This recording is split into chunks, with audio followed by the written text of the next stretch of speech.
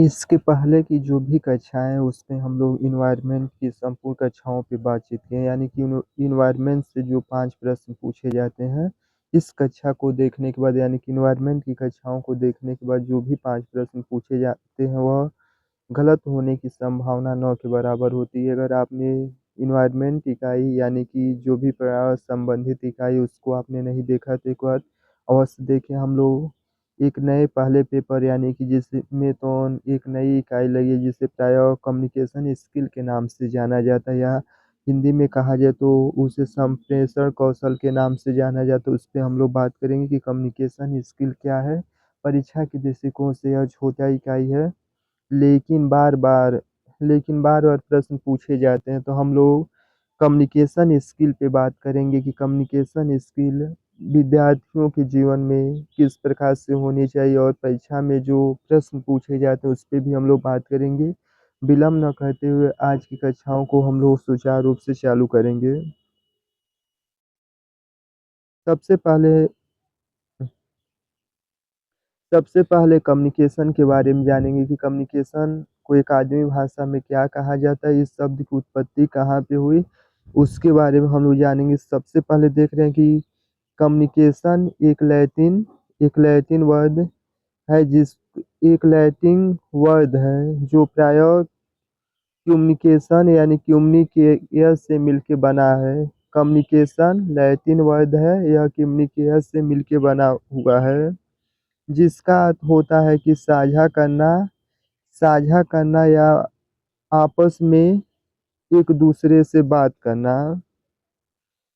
यानी कि communication root of the word communicare in the Latin communication which is there to make common communication defined in the procedure of understanding and sharing meaning। यानी कि communication शब्द Latin शब्द से इसकी उत्पत्ति हुई है। यह कम्युनिकेयर से मिलके बना हुआ है, जिसका अर्थ है कि साझा करना और संचार के अर्थ समझना, यानी कि आपस में विचारों को एक दूसरे तक साझा करना कम्युनिकेशन कहलाता है।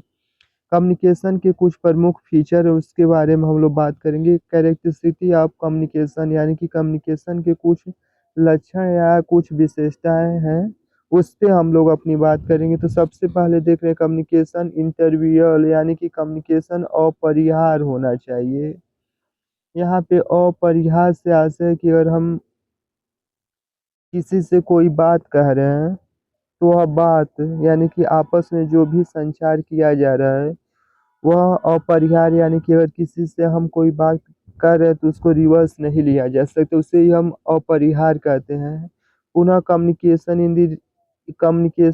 इज इनरिवाइबल यानी कि संचार अपरिवर्तनीय होता है। यानी कि संचार के माध्यम से यानी कि हम आपस में किसी से कोई बात कह रहे हैं, कोई विचार साझा कर रहे हैं तो उस विचार को परिवर्तित नहीं किया जा सकता है। कम्युनिकेशन इज द कल्चर यानी कि प्रायः देखा जाता है कि संचार के माध्यम से या कम्युनिकेशन के माध्यम से प्रायः दो व्यक्ति आपस में बात करें तो उनके सांस्कृतिक और प्रायः उनके समाज पड़ोस की जो भी सांस्कृतिक विशेषताएं हैं वह संचार के माध्यम से स्पष्ट रूप से देखी जा सकती हैं।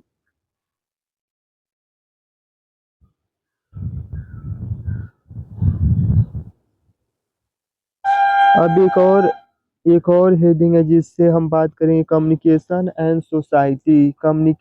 And society. इसको देखेंगे कि संचार और समाज। प्रायः संचार यानी कि कम्युनिकेशन के माध्यम से व्यक्ति एक दूसरे से आपस में मेल जोल एवं आपस में बातचीत करने के लिए करते हैं। समाज में मूल रूप से व्यक्तियों के बीच संचार होता है।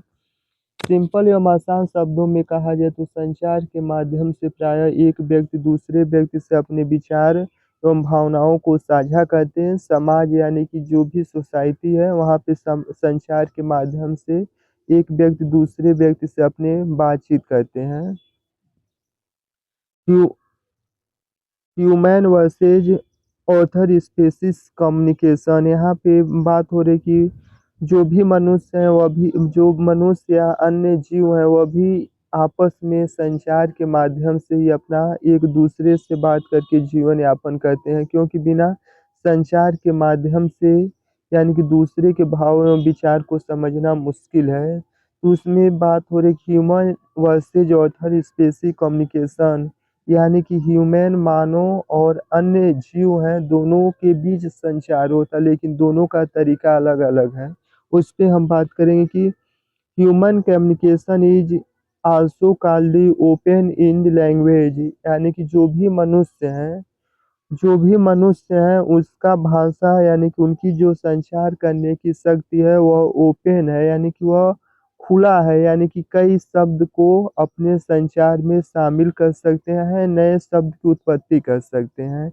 इसी को हम ओपन इंड लैंग्वेज कहते हैं, यानी कि उनकी जो संचार की प्रक्रिया है हर भाषा या हर समाज के लिए या वस्तु के लिए अलग अलग होती है। जबकि जो एनिमल कम्युनिकेशन है वह क्लोज सिस्टम है, यानी कि जो भी जानवर है वह अपने जीवन काल में कुछ ही भाषा का या कुछ ही प्रकार से वह बोल पाती, जैसे गाय या भैंस या बिल्ली देखेंगे तो प्राय एक या दो लैंग्वेज में ही वह अपनी बात को स्पष्ट कर पाती। इसे हम animal communication is close system, यानी कि इसे क्लोज संचार कहा जाता है। मनुष्य अपने वर्तमान परिवेश और समाज से बहुत दूर वास्तविक या काल्पनिक स्थितियों में अनेक ऐसे नए नए विचार को रख सकता है, लेकिन जो भी जानवर या जीव जंतु हैं उनकी जो कम्युनिकेशन करने की स्किल है वह सीमित है। इसे हम human versus other species communication के नाम से जानते हैं।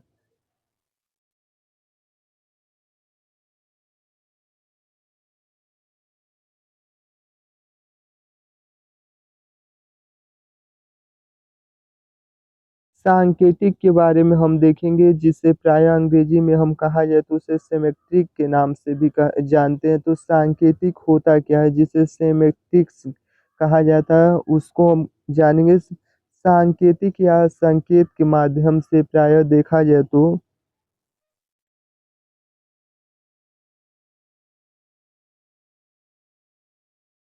संकेत के माध्यम से देखा जाए तो study of single and the symbol, यानी कि कोई भी समाज है उस समाज में हम देखते हैं कि हर चीज का एक अपना सिंगल का मीनिंग होता है। जैसे अगर कहीं पे रेड लाइट जल गया तो वह संकेत के माध्यम से, अगर लाल बत्ती जल रहा है तो उस समाज में प्रायः लाल बत्ती को खतरे के रूप में जाना जाता है। ठीक इसी प्रकार सांकेतिक या संकेत का उपयोग करके देखा जाए तो उनका अध्ययन करना और व्याख्या करना से संबंधित है, यानी कि यह भी एक संप्रेषण का तरीका है।